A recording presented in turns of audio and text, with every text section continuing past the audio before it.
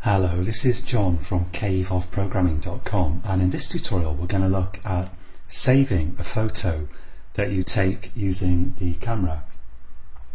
So my motivation here is that I want to have some code which I can integrate into my Note Squirrel application that I've been working on, and that application should allow the user to take a photo which is then used as the application's kind of starting screen. So with that in mind, I don't want to necessarily add my photo to the picture gallery. I just want to save it somewhere on the disk so that I can use it in my application when it starts up. And the code that I'm going to show you is going to add the photo to the gallery, and it's also going to save it somewhere on the disk. And actually, there are a lot of issues and problems surrounding taking and saving photos, and we'll take a look at those a little bit after this tutorial.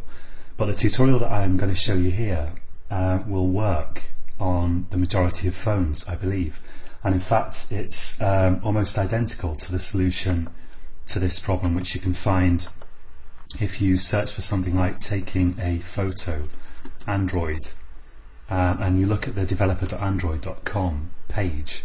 You can find here this Taking Photos Simply guide walks you through the whole process that I'm about to explain to you, except that they do it a little bit differently, just because they're trying to save the image with a different name every time. And here, all I want to do is save the image with the same name every time so that my application can use it. So I've got this application that I created in the last tutorial, and the only difference that I've made to it since the last tutorial is I've moved this button, take a photo, the snap button, to the bottom here, and I've put a image view here which I can use for displaying the photo after it's taken, and apart from that it's the same application.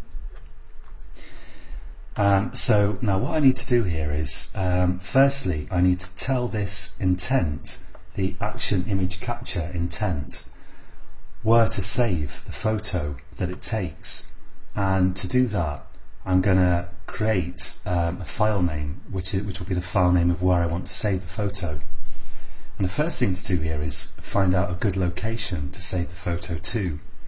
So I'm going to have a file object here which I'll call, let's call it pictures directory. And I'm going to set that equal to, and now I'm going to get my Android to tell me where pictures are saved by default on the micro SD card that goes in the phone for saving stuff. So I'm going to save to external storage here, because internal storage is often pretty limited on phones. And in fact, I'm not even sure if my phone will let me take pictures without external storage being present. So let's assume that there is an SD card in the phone, and I'm going to say here environment dot, and let's see if I can invoke the autocomplete. Here we go. Get external public directory, and for the type here, let's just maximize this editor screen. I'm going to pass environment dot, and I keep getting this code completion error, which is quite annoying, but never mind, and directory pictures. And now this, I think this constant directory pictures was present from API level 8 onwards.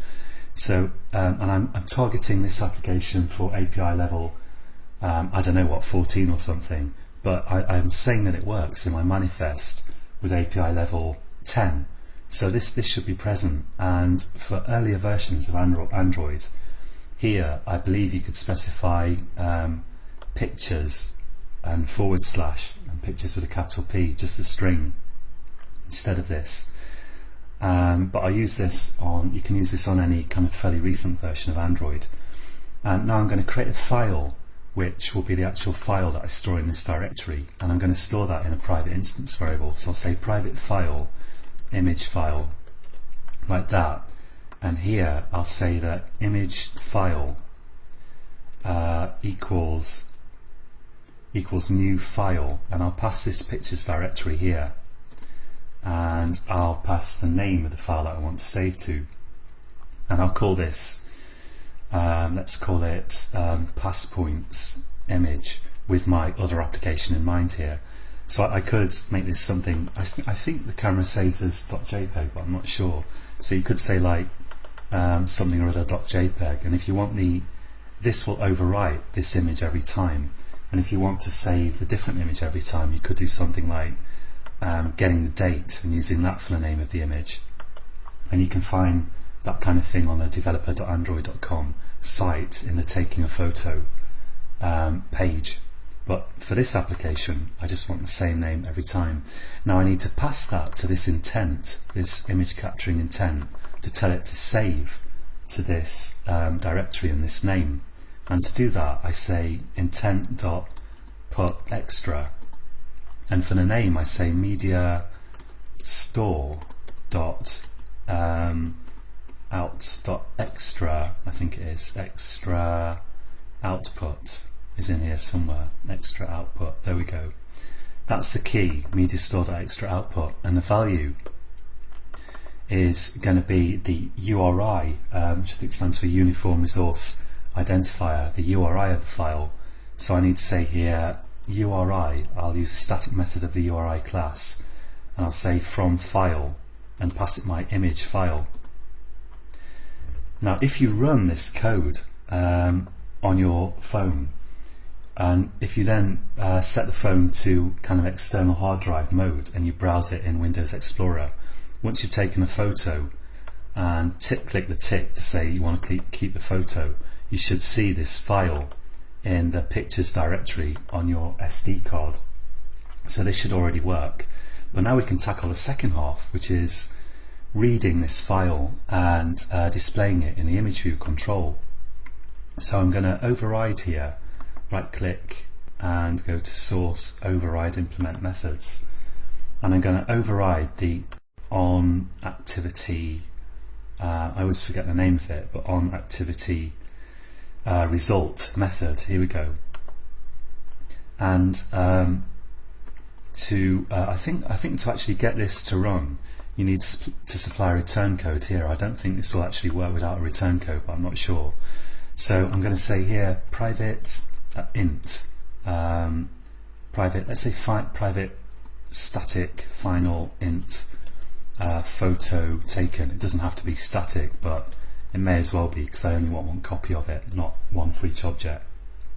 And I'll set that equal arbitrarily to 0, that doesn't matter. And then I'll say start activity for result, and I've passed that my intent, which I've called I, so let's type I here, and then I pass it some kind of code for it to return to this on activity result here. And then in on activity result I can say if request code equals photo taken. So as we've seen in the previous tutorial, this is just a way of identifying which intent you're returning from in this method. And for this application it doesn't matter, because I'm only going to have one intent that I'm starting, but in a larger application, and I'm going to integrate this code into my Note Squirrel application later, then you want to check that the code you have here matches what you have here, or you want to take a different action depending on which intent, which activity you're returning from. Yeah, I need double equals there as well. Okay, so so now it's fairly plain sailing. I've got my file which should be saved, image file here, and I can now read the bitmap from that file. And to do that I'm going to say bitmap factory dot decode file, and I'm going to pass it my image file dot get absolute path to get the complete path to the file. And this bitmap factory.decode file returns a bitmap object, so I can say bitmap photo equals. Now, by the way, I wrote some code when I was testing this where I said if image file.exists do something, otherwise do something else. and .exist didn't seem to work, and I don't know why not.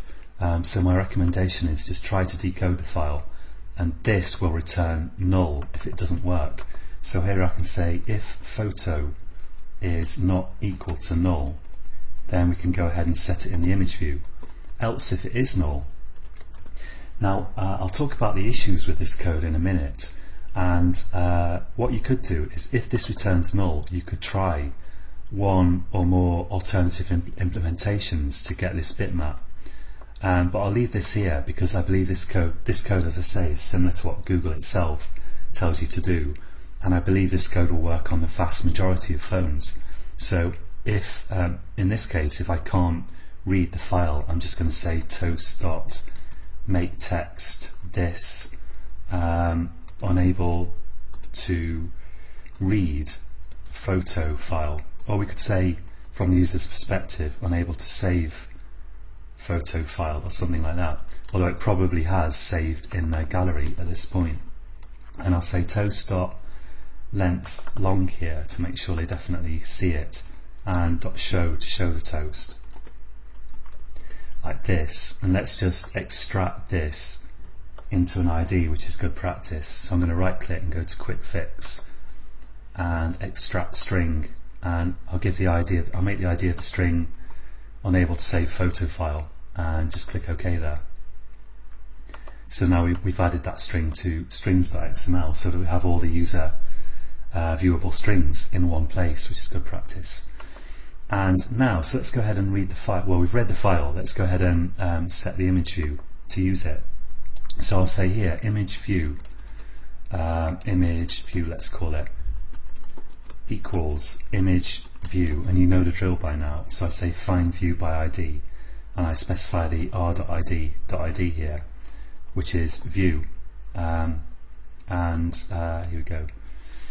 And it's view because that's what I called it. If I show you my new layout here, so I'll go to res and layout activity main here, then you can see I've added this image view with the ID view here. So that's why I'm finding it by that ID. And now the final step, well, almost the final step, although we have one more important thing left to do after this, is I'll say image view dot set image bitmap. There we go. And I set that to the photo that I've read in using bitmap factory.decode file. Now this code won't work because you have to request the right permission in your application, and your application will tell the user what permissions it requests when it installs, and you want to request as few permissions as possible because a lot of permissions will potentially deter the user from installing your application. But here we absolutely need a permission in order to be able to read and write the SD card. And in fact, since the camera activity already has permission to write to the SD card, this would actually save the file.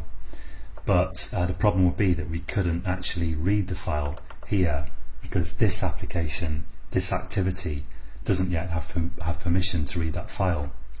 So I'll go to Android Manifest, go to the permissions section here, click Add, go to Users Permission, and here I'll scroll down and I'll select Android.permission.write write external storage. There we go, and I'll save that. And if you look at the raw XML now, then you can see it's added this users-permission with the name Android.permission.write external storage, and you can add that by hand if you prefer, of course. So now I think this application should work. So let's have a look at it, and I'm going to run this. Let's click run, and my phone is plugged in and ready to receive it, hopefully. And let's actually go to the right console here so we can see what's happening. Okay, it's now 20 seconds or so later, and I can see the application running on my phone, and let me show you. Here it is, and I'm just gonna click take a photo, and here we go. Here you can see a rather attractive picture of my light and a fan and the microphone that I'm recording with. So I'm just going to click the snap button there, and I'm going to click the tick button here to say that I'm okay with this and I want to save it. And now you can see the photo displayed in my image view a little bit squashed vertically because I'm taking up some space with this button, and I in my image view I said that I wanted to scale the X and Y to fit the image view, and of course you could do something different there if you want. So that's the basics of taking a photo. Now there are a few issues surrounding this, and in fact this code apparently, so I've read, doesn't work on the HTC Hero phone. I think it's called HTC Hero 1, and it does work on, for example, HTC Desire, because that's what my phone is and you've just seen it work. But you might want to supply alternative implementation here, and there are kind of at least two possible things you could do, at least two. One thing is you can actually get the photo from here, from the intent, but that doesn't work on Galaxy phones. So you might want to say, if photo is null, then try to get the photo via the intent, if you insist that your phone must work on your application must work on as many applications as possible. And of course you might not care too much. And another thing you could do is you could just query the gallery at this point to get the latest image that was added to it, which is a little bit convoluted but not too bad. And I'm not going to cover that in this tutorial. And this, as I say, this is a solution that Google gives you themselves, and this, I believe, works on pretty much every phone except for the odd one here and there, perhaps even just one. So if you do want to investigate the issues further yourself and provide alternative ways of getting the image in case this fails, then I'm going to attach some text to this lecture, this tutorial, with a list of links that I took a look at to investigate this whole business. And personally, I really don't like trying to fix bugs for a platform that I don't have access to, and I don't have an HTC Hero 1, so I'm going to say, well, I don't care about it at this point, especially since I'm not planning to make my living from this application. But if you do care about it, then I'll give you a whole bunch of links that you can check out to provide alternative alternative implementations if you really care a lot yourself.